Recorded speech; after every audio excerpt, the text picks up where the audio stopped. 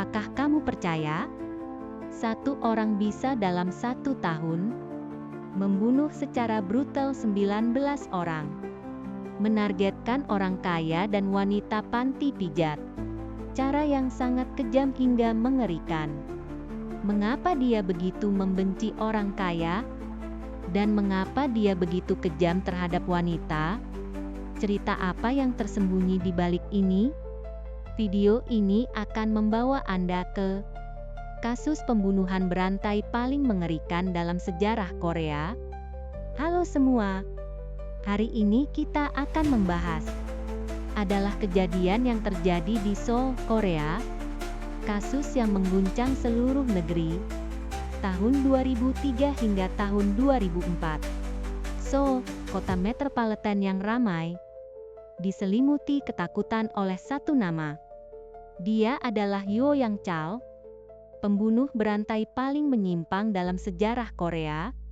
Dia dalam waktu 1 tahun membunuh secara beruntun setidaknya 19 orang. Menargetkan orang tua kaya dan wanita muda dari panti pijat. Tidak hanya membunuh mereka secara brutal, tapi juga memotong-motong tubuh mereka dan bahkan memakannya. Apa motifnya? Kebencian terhadap orang kaya dan wanita. Cara yang kejam hingga ekstrem. Frekuensi kejahatan sangat menakutkan terhadap seluruh masyarakat Korea, menyebabkan dampak psikologis yang besar. Dia bahkan menciptakan rekor pembunuhan oleh satu orang di Korea, menjadi benar-benar raja pembunuh berantai. Setelah ditangkap, dia bersikap angkuh, mengklaim bahwa awalnya berencana membunuh lebih dari 100 orang. Apa yang sebenarnya terjadi? Mengapa dia menjadi seperti ini? Mari kita kembali ke tahun 1970. Mari kita urai asal-usul kasus ini. Tanggal 18 April tahun 1970. Yo Yang Chal lahir di Kabupaten Gochang, Provinsi Jeolla Utara, Korea. Keluarga yang sangat miskin. Saat berusia 1 tahun, keluarganya pindah ke Seoul. Saat itu Seoul masih disebut Hanseong. Dia memiliki kakak laki-laki, Yo Yang Ho. Ibunya bekerja di pinggiran kota, melakukan pekerjaan serabutan untuk bertahan hidup. Ayahnya mencari nafkah dengan pekerjaan fisik, hampir tidak bisa menyokong kehidupan. Tapi pendapatan sangat kecil. Keluarga sering kekurangan uang. Yo Yang Chal dan kakaknya sejak kecil tidak makan cukup, tumbuh dalam kelaparan. Ayahnya juga pecandu alkohol dan judi, sering bertengkar dengan ibunya, kadang-kadang bahkan memukuli. Yo Yang Chal kecil melihat anak-anak lain memiliki pakaian baru dan mainan baru, sementara dia hanya bisa memandang dengan iri. Hatinya dipenuhi dengan ketidakpuasan, merasa takdir terlalu tidak adil. Perasaan ketidakadilan ini di hati kecilnya menanam benih kebencian. Untuk mendapatkan apa yang diinginkan, dia sejak kecil belajar trik mencuri kecil-kecilan. Ini membuatnya berkali-kali dikirim ke lembaga pembinaan remaja. Pernah sekali mencuri uang teman sekelas, tertangkap basah, hampir dikeluarkan dari sekolah. Karena sering keluar masuk lembaga pembinaan, pelajarannya berantakan. Akhirnya dia hanya bisa masuk ke sekolah menengah yang penuh dengan remaja bermasalah. Sekolah dipenuhi dengan perkelahian dan pengaruh buruk. Ini membuat Yo Yang Chal selangkah demi selangkah menuju jurang. Dia mulai belajar merampok, belajar menipu. Karakternya juga semakin aneh. Sering berkelahi dengan teman sekelas. Dari sudut pandang hubungan antar pribadi, dia hampir tidak punya teman. Satu-satunya yang baik padanya adalah kakaknya, Yo Yang Ho. Kakaknya adalah satu-satunya penopangnya. Apapun masalah yang mengganggunya, dia akan curhat kepada kakaknya. Tapi meskipun ada kakaknya, juga tidak bisa menghentikannya dari menuju jalan kejahatan. Di tahun kedua SMA, dia mencuri dari rumah tetangga 230.000 won dan beberapa barang berharga, dikirim kembali ke lembaga pembinaan. Setelah lulus SMA, dia tentu saja tidak masuk universitas, hanya bisa mencari pekerjaan kasar membersihkan saluran air. Pekerjaan ini kotor dan melelahkan. Gaji juga sangat kecil.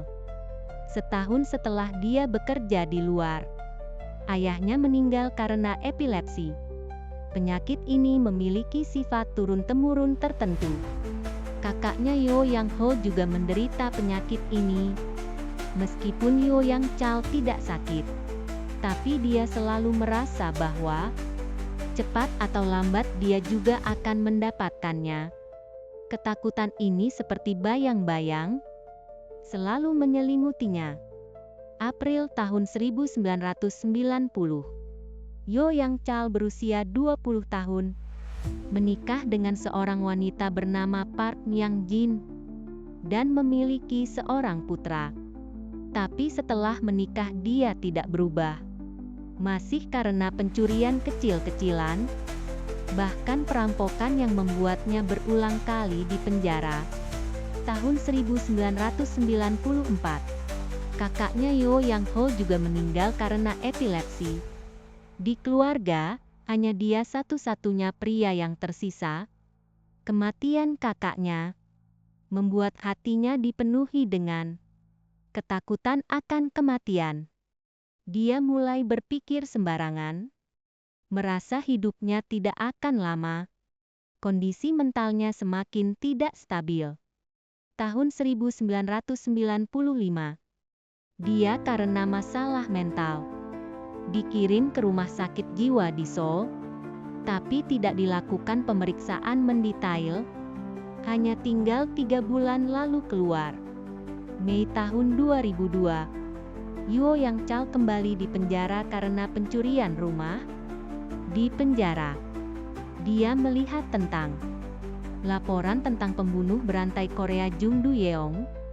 Jung Do Yeong dari tahun 1999 hingga tahun 2000, membunuh 9 wanita dan anak-anak secara beruntun. Ini membuat Yo Yang Chal mengaguminya. Dia bahkan bersumpah diam-diam untuk melampaui idola ini. Pada saat yang sama, istrinya, Park Myung Jin, akhirnya tidak tahan lagi. Kehidupannya yang menganggap penjara sebagai hal biasa, mengajukan cerai. Putranya juga tidak mau mengakuinya. Seorang ayah seperti itu, Yo Yang Chal sangat marah karena ini. Dia berpikir istrinya membencinya karena miskin, bahkan menyebutnya wanita yang suka kemewahan. Dalam hatinya yang terdistorsi, kebencian terhadap wanita mulai membesar dengan cepat. Dia bahkan mulai memiliki ide untuk menantang Jung Do Yeong. Tanggal 11 September tahun 2003, Yo Yang Chal keluar dari penjara. Tapi yang menantinya hanya kesepian yang tak berujung. Ibunya meninggal saat dia di penjara. Istrinya dan putranya meninggalkannya. Tidak ada kerabat yang menjemputnya. Dia merasa hidupnya benar-benar tanpa harapan. Dia mulai merenungkan hidupnya, merasa sejak kecil tidak mendapatkan pendidikan yang baik. Setiap hari makan sekali tanpa tahu kapan makan berikutnya. Keluarganya meninggal secara beruntun. Istrinya meninggalkannya. Akar dari semua ini, menurut pandangannya, adalah kemiskinan. Dia menyalahkan semua kemalangannya pada kemiskinan. Dan karena itu, terhadap kelas kaya, menimbulkan kebencian yang mendalam. Dia memutuskan untuk membalas dendam, membuat orang-orang kaya yang angkuh itu membayar harga. Setelah keluar dari penjara, Yo Yang Chal pindah ke Sinsadong, distrik Gangnam, Seoul. Di sini adalah kawasan orang kaya yang terkenal di Korea, penuh dengan tokoh masyarakat dan orang kaya.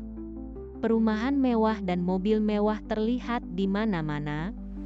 Setiap kali dia melihat ini, hatinya dipenuhi dengan kebencian yang tak terbatas. Dia merasa hidupnya telah dirampas oleh orang-orang kaya ini. Pikiran yang terdistorsi membuat keinginannya untuk membalas dendam semakin kuat. Tanggal 24 September tahun 2003. Hanya 13 hari setelah keluar dari penjara, Yo Yang Chal mulai bertindak. Dia merencanakan dengan cermat, memilih orang tua sebagai sasaran, karena mereka lebih mudah diserang. Pagi hari antara pukul 9.30 hingga pukul 10. Dia menyamar sebagai pekerja perbaikan, menyelinap ke sebuah bangunan di distrik Gangnam. Rumah 2 lantai yang berdiri sendiri, dengan palu yang telah disiapkan sebelumnya, membunuh Lim Yang Hwa berusia 73 tahun, dan istrinya berusia 68 tahun, Lee Jin Yu. Memukuli mereka hingga tewas. Kurang dari 2 minggu kemudian, tanggal 9 Oktober, dia menyamar lagi sebagai penjual, memasuki sebuah rumah di distrik Jungro, membunuh Kang Man Yeong berusia 85 tahun, dan menantunya berusia 60 tahun, Lee Suk Yang, dan cucunya berusia 35 tahun, Kom Yang Jan. Memukuli semua hingga tewas. Kom Yang Jan seharusnya pergi bekerja hari itu, tapi karena tidak enak badan dia tinggal di rumah. Namun malang menjadi korban. Hanya 1 minggu kemudian, tanggal 16 Oktober, Yo Yang Chal berpura-pura menjadi pengantar surat, menyerbu ke Samseongdong, distrik Gangnam, rumah seorang manajer umum perusahaan perlengkapan militer, membunuh Choi Seong-ho berusia 71 tahun, dan istrinya berusia 69 tahun, Lee Eun, serta pembantu rumah tangga bernama Lee. Memukuli semua hingga tewas. Untuk menutupi kejahatan, dia sengaja mengacak-acak lemari, meninggalkan bekas di brankas, berpura-pura sebagai perampokan rumah. 3 kasus berturut-turut. Dengan metode yang sangat mirip, polisi dengan cepat menggabungkan kasus untuk penyelidikan, menentukan rentang perkiraan lokasi kejahatan, dan memasang lebih banyak kamera pengawas. Tapi Yo Yang Chal sangat licik. Polisi tidak pernah mencapai terobosan signifikan.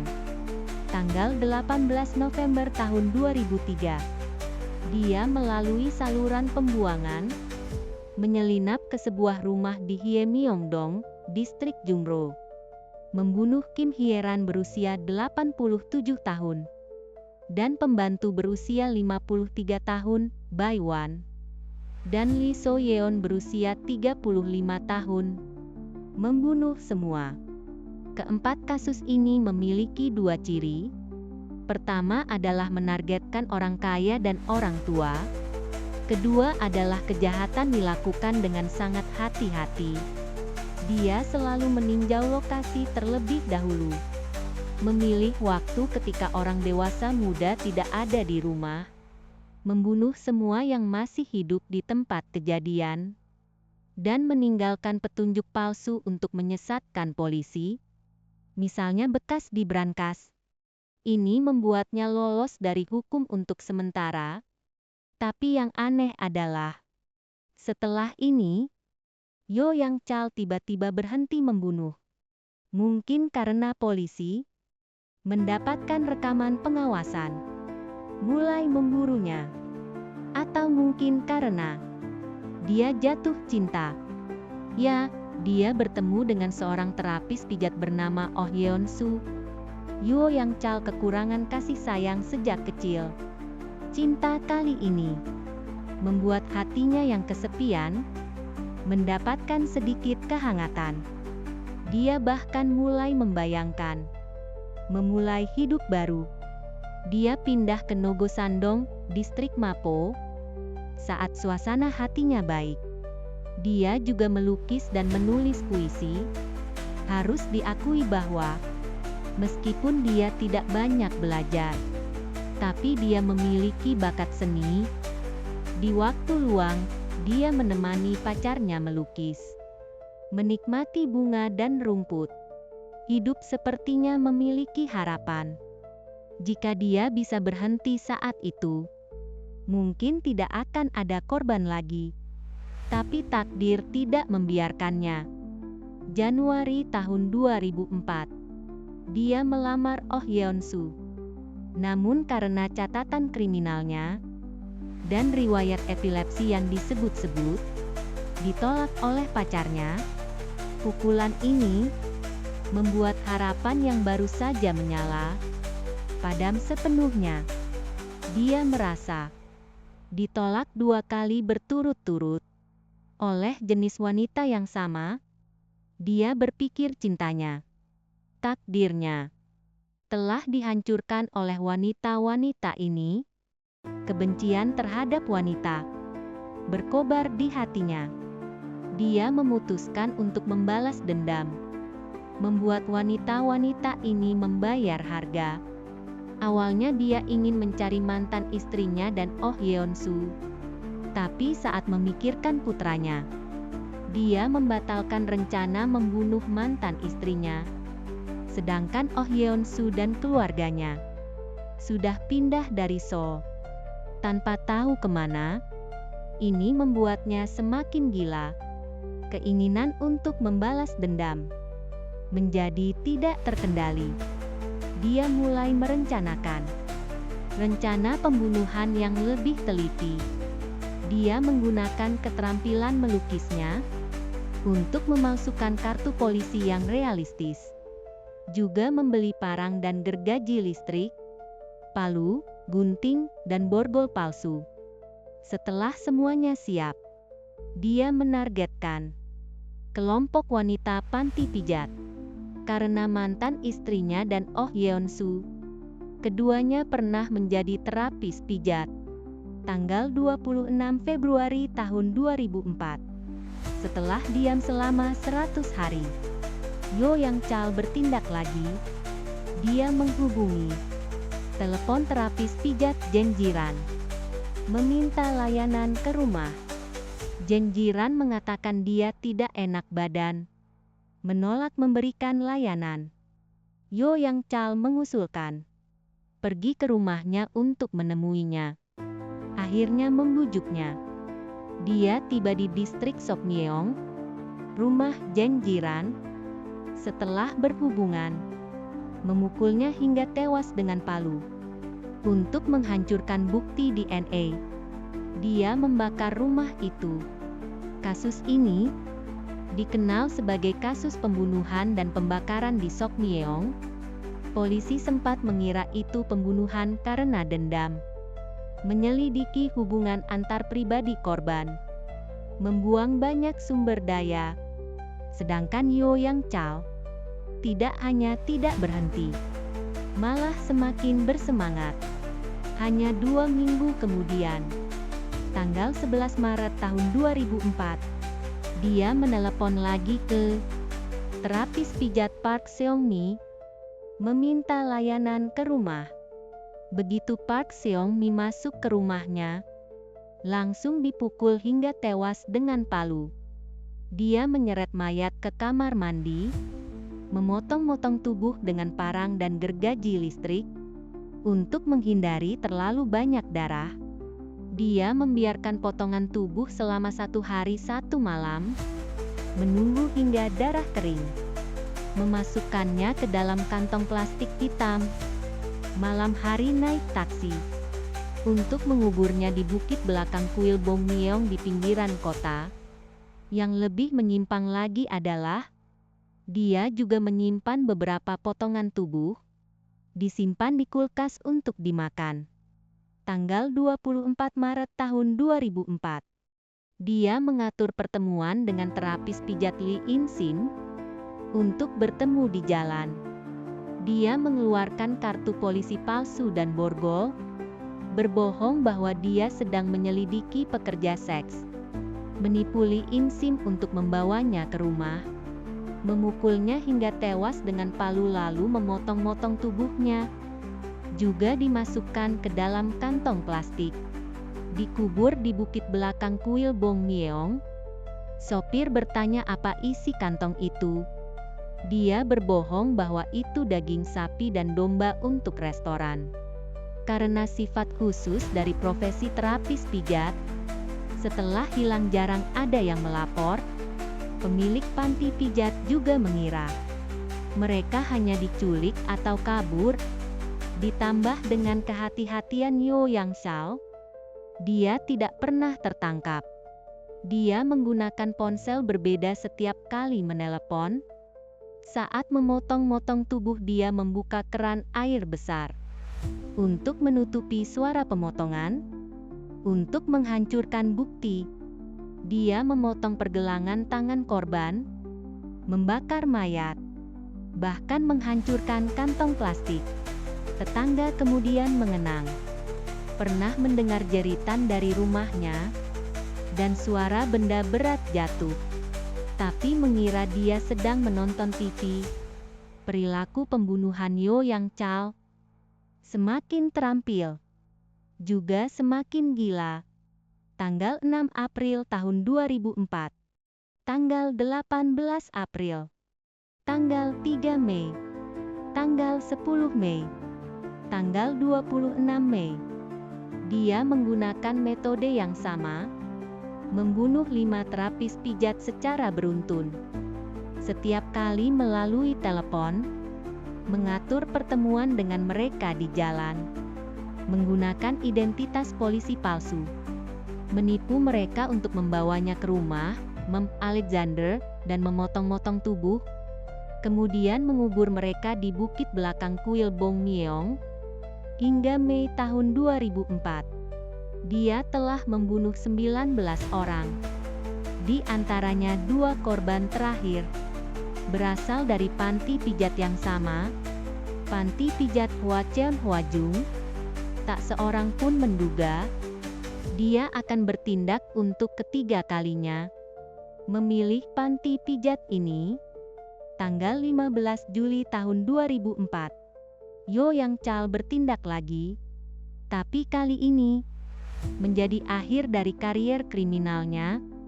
Dia menghubungi lagi telepon panti pijat Hwacheon Hwajung 3 kali berturut-turut, menyerang panti pijat yang sama, berisiko sangat tinggi, dan pemilik panti pijat ini sudah menghafal nomor teleponnya dengan kesan mendalam terhadap hilangnya 2 terapis pijat. Juga penuh dengan keraguan, dia dengan tegas melapor ke polisi, memberitahu polisi, pria yang membawa pergi 2 terapis pijat yang hilang, menelepon lagi. Kejaksaan lokal Hanseong bertindak cepat, mengatur seorang terapis pijat wanita untuk bertemu dengan Yo Yang Chal. Polisi di lokasi menangkapnya dengan darurat. Yang mengejutkan adalah, setelah Yo Yang Chal ditangkap, dengan sukarela mengungkapkan identitasnya, mengatakan bahwa dia adalah pembunuh berantai yang dicari polisi, dan bahkan mengejek polisi bahwa mereka tidak bisa berbuat apa-apa terhadapnya. Tapi malam itu tengah malam, saat diinterogasi, dia tiba-tiba jatuh dan menggigit lidahnya, berpura-pura mengalami serangan epilepsi. Polisi dalam panik membuka borgolnya, bir untuk membawanya ke rumah sakit. Pada saat itu, Yo Yang Chal memanfaatkan kesempatan untuk melarikan diri.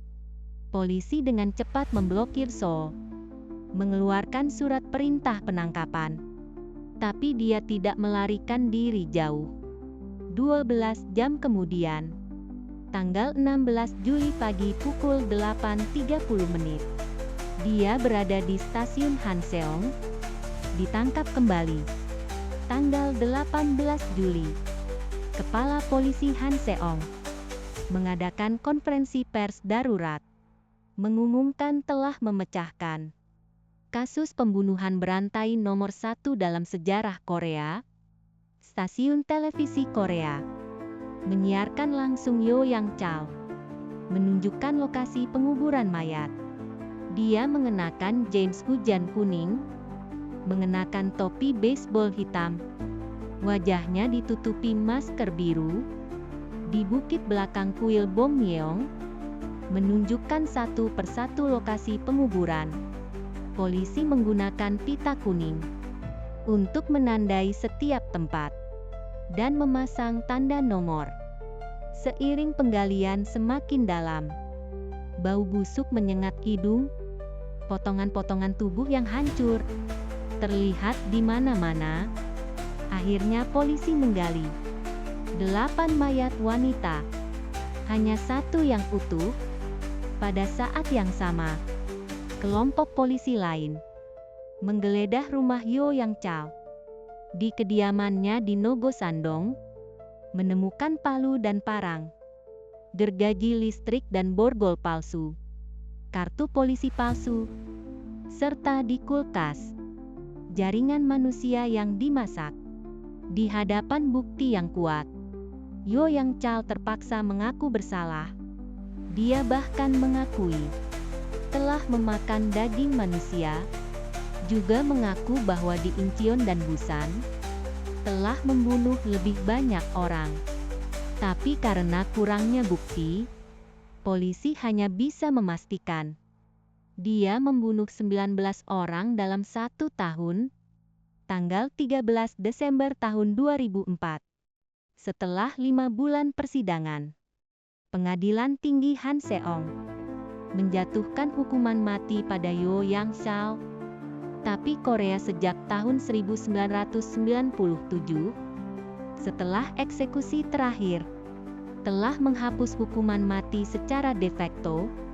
Meskipun undang-undang masih mempertahankan hukuman mati, tapi dalam praktiknya tidak pernah dilaksanakan. Yo Yang Chal hingga saat ini masih ditahan di penjara distrik Gangnam, belum dieksekusi. Kasus ini, bagi Yo Yang Chal dan para korban, adalah sebuah tragedi. Psikologi kriminal Yo Yang Chal memiliki 4 poin utama. Pertama, gangguan kepribadian antisosial yang parah. Sejak kecil mencuri dan bolos sekolah, berkelahi dan membuat keributan, tidak menghormati hukum, berulang kali dipenjara tanpa penyesalan, kurang empati terhadap penderitaan korban, sepenuhnya acuh tak acuh. Kedua, mentalitas balas dendam. Dia menyalahkan pengalaman tragisnya pada kemiskinan, penuh kebencian terhadap orang kaya, ditolak 2 kali oleh terapis pijat, membuatnya membenci kelompok ini, menimbulkan kemarahan kompensatoris. Ketiga, keinginan menyimpang dari pembunuh berantai. Dia mengagumi pembunuh berantai Jung Do Yeong, bertekad untuk melampauinya, menjadikan pembunuhan sebagai tujuan. Keempat, delusi. Dia salah mengira bahwa dia menderita epilepsi, ketakutan akan kematian, memperparah distorsi psikologisnya, akhirnya memicu perilaku pembunuhan. Kasus ini kemudian diadaptasi menjadi film The Chaser. Teman yang tertarik bisa menontonnya. Saat menyusun kasus ini, saya juga terkejut dengan perilaku menyimpang Yo Yang Chal. Ada yang berpikir bahwa kurangnya pendidikan keluarga adalah akar dari tragedi. Anak-anak yang kekurangan kasih sayang, mudah menyerah pada diri sendiri, sulit berintegrasi dengan masyarakat. Ada juga yang berpikir bahwa kesenjangan antara kaya dan miskin adalah penyebab utama kejahatan. Anak-anak dari keluarga miskin menderita ketidakadilan, baru tersesat. Ada juga yang menyalahkan ketidakadilan sosial sebagai pemicu. Tapi tuduhan-tuduhan ini sendiri juga bisa memicu tragedi. Goyang Cal justru karena ketidakpuasan terhadap masyarakat baru melakukan kejahatan keji. Kita harus menyadari bahwa lingkungan hidup setiap orang berbeda.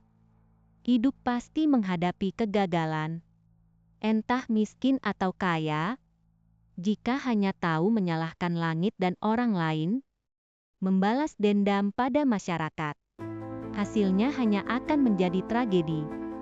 Baiklah, itulah semua cerita Goyang Cal. Jika kamu merasa konten ini mengejutkan, silakan beri suka, komentar, dan bagikan. Dukunganmu adalah motivasi terbesarku. Jangan lupa berlangganan. Sampai jumpa di episode berikutnya.